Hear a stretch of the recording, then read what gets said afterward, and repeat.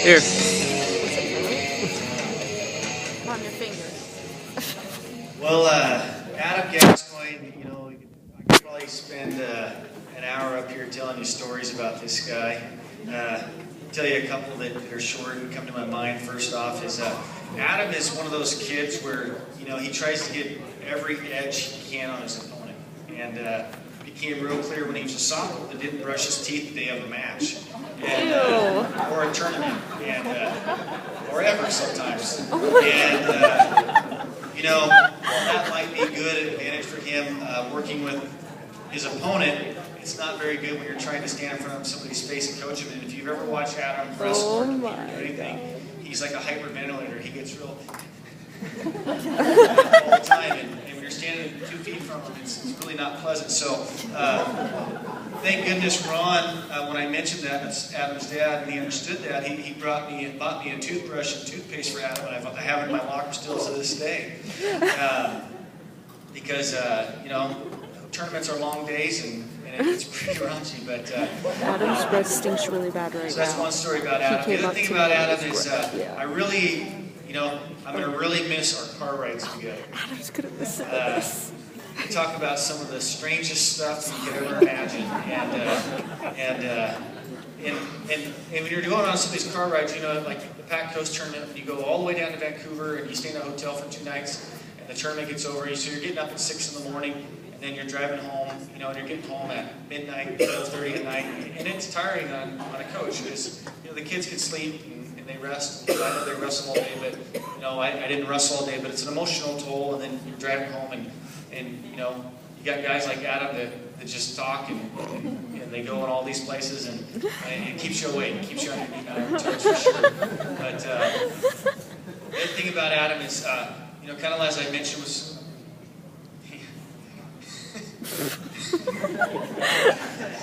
as I mentioned with some of the kids, is that it's really, it'd be nice if we had 4 years with him because at least Adam, as a case in point, is we saw obviously the athleticism and talent Adam had.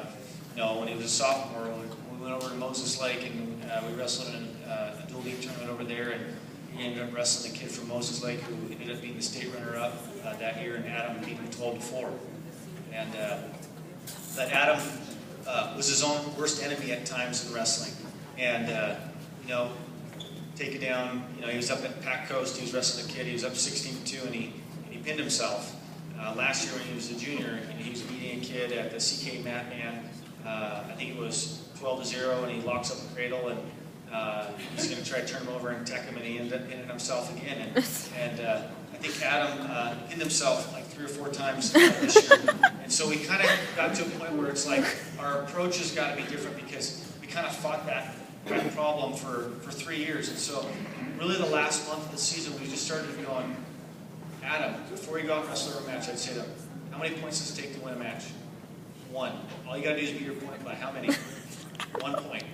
And so he's really over-aggressive. And it's a good thing, but it also got him in trouble at times. A lot of time.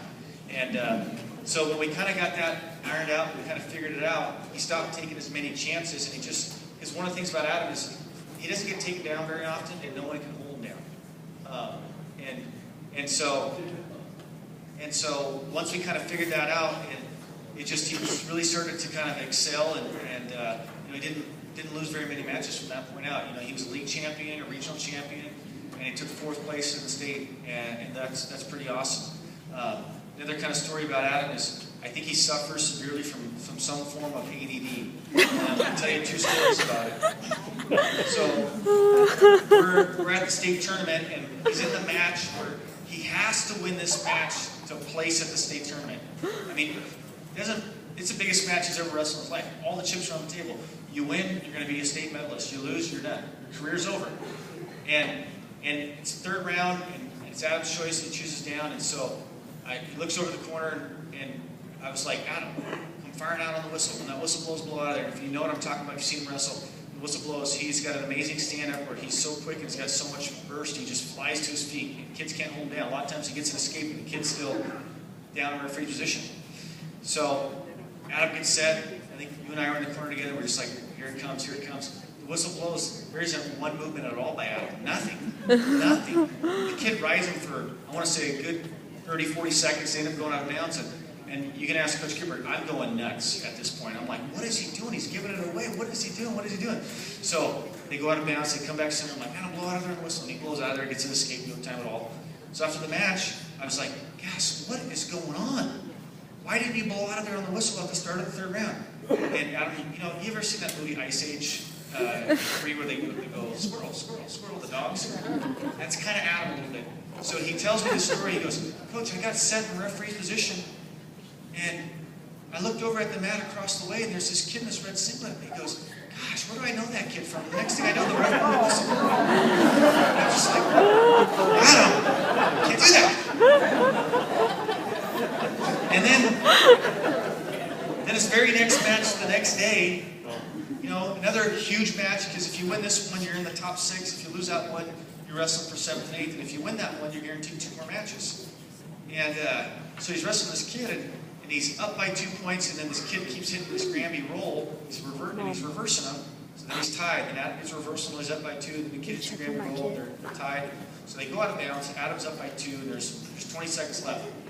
So how do you shut off a Granby roll? You get a tight waist ankle. They can't Granby on you. So I yell at Adam. I go, Adam, tight waist ankle, tight waist ankle.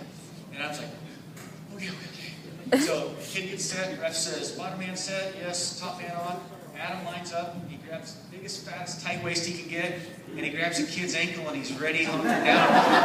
And the ref, keep in mind, this is day 2 of the state tournament. The ref, the look on his face was priceless.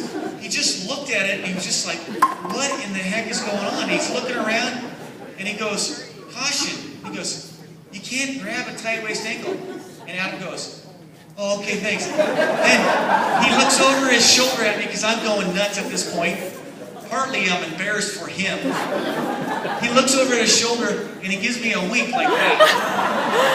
Hops on the kid, rides him for 20 seconds, and wins the match. But just crazy. But all those things that drove me nuts, for 3 years like that, they're also the things that I love about being around you, because part of it is you don't know what's going to happen next with him, and it's kind of, but the thing I can say about Adam is that he is a gladiator. He brought it every single day, every single match, never ever questioned his effort, never ever questioned his toughness. There were times when kids, when he was a sophomore, beat him up so bad in matches where I thought, I don't think he's going to get up. And he'd just get up with a smile on his face, tap the kid on the head, and just continue on, and just a lot of fun to be around, and we're really going to miss him. He's just an incredible athlete. He's a 3-sport standout here at the high school, football player, wrestler, and a track athlete as well, and excels to an extremely high level on all 3. And we're going to miss you a lot. It's been a lot of fun, and I don't know that there'll ever be another Gas. I think that this is a one-of-a-kind personality, persona. I hope God can't create another. So anyway, the good news for Adam is his eyes finally healing up. I don't know if you guys had a chance to see that he had about, he and Furman had about the worst black eyes I think I've ever seen within weeks of each other. But we're going to miss you, and good luck to you in the future. He's thinking about going into the Special Forces, or maybe going on and playing some college football somewhere. And whatever he chooses to do, I know he'll be successful. So good luck to you, Adam, and we'll miss you.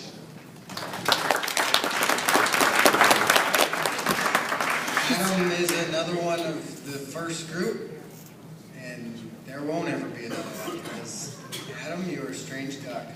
We love you for it. You're strange. There's kids like Ben that there's no surprises. You know what you're getting. Gascoigne, every single second is a surprise. We never had a clue what was going to happen. Like Nass said, he could be up by 10 points or 2 points. 10 points. We didn't know how it was going to end. We didn't have a clue. We just say keep wrestling. And most of the time it worked out pretty good. We almost had heart attacks just about every time we had to sit in the corner. But he's freaking tough kid, tough male. Probably my favorite kind of wrestling guy this year. I'm eating on my level. I said, all right, we go with Gascoigne.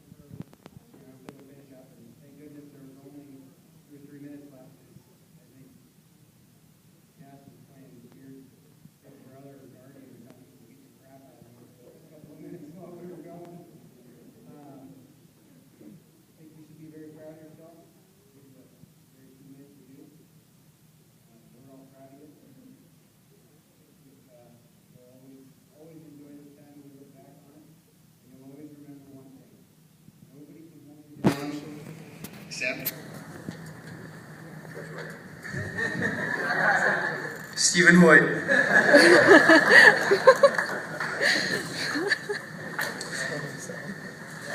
Rose Gascoigne. Adam, it's been fun. With Adam, he's one of those guys that, like the other coaches said, that you never know what you're gonna get from him. I've got a story. We were at the CK Matman, and he's wrestling this kid pretty tough, and they're battling back and forth, and then the kid just headbutts him. It wasn't legitimate, but it was a pretty good hit. And I was like, hey, what's going on out there? He's like, well, I asked him if he was tired. During the match, I asked the kid if he was tired. And I just thought that was hilarious. As a coach, I'm pretty serious, and as we're coaching, it's hard not to just bust up laughing, because like, who asks the opponent if they're tired? So it was kind of funny where that's the personality that he has, but in the mat room, he works so hard. He takes the moment, and at the state tournament, when he was in the third and fourth place match, he was wrestling out there, and the kid took him down. It was a slam, and he told the kid, "Good job," and tapped him on the head. That type of stuff just would never cross my mind. But with Adam, he was able to take in the moment, and I asked him after the tournament was over, and I was like, hey, we're just talking a little bit, and he was like, you know what, I went out there and I was trying things, and I had fun. I had fun going out there and wrestling, and we know Adam is just kind of a goofball and out there just to have a good time, but when someone says I was out there and I was just having fun, as a coach, you look at that and you're like, I get to have fun with you too. And the memories that he's given us as coaches and teammates, we'll always remember Gascoigne, and we're going to miss him and everything that he brings to wrestling. And he's got a good future in front of him, but I can't imagine if he was in Special Forces and says to somebody next to him, hey, are you tired?